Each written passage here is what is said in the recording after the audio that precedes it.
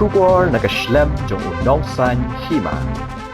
Ka Hanyo Tribe Integrated Territorial Organization mentakasngi ka khat sau tarik jaliu arja arpasau kralej banbu da kajingtho show secretary ke expert committee hak bede nang taban ajimut halor ka reservation policy ani ka bha thung kam thung jam hak jala kajing ajimut jang ka seng kalong bade banbu no da ka bha thung kam hak bede kat kum ka kerdan puli nang ta ka seng kala ajimut ru bade ban bha kam kat kum kajing bun pat ani di ban ai prapo percent nak benta barok lai teli katai u khasi jaintia bat garu kumjuru ka baha kam ka ba prapo percent nak benda ki khasi jantia bat garo ke balabu haki district bat haki sub division di ban syaru ban yakhun daki weipat ki badai nabar ka district dak ba wengno ya ka kantin preference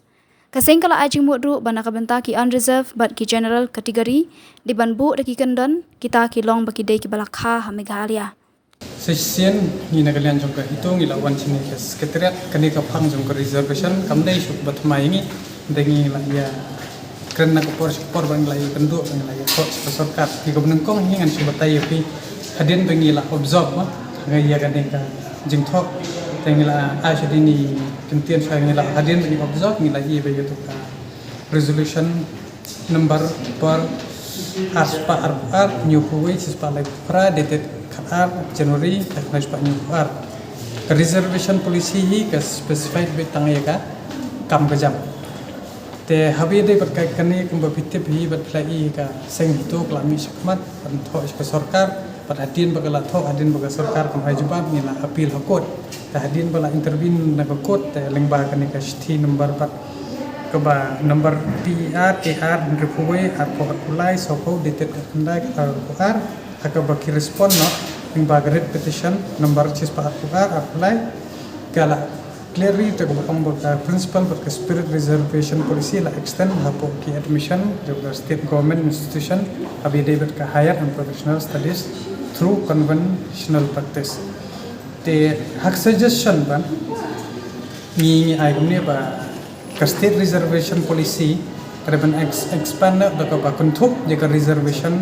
habo ye david kanika educational purposes ka kunthuk ye ka higher and professional studies kata gamna kom kebaar pat ban implement ya ka percentage yang ka reservation abi de ki garo khase banjentia bahkan dei na base haka jing bon brio lane based on population kata ka total percentage ka ba percent ki khase jentia bat garo kebalai hapo gini ki district pat ki subdivisional level ka ba combine ka ba percentage ka ba kani ka reservation ya ka khase jentia garo ka dei percent te kani contain preference kadai ban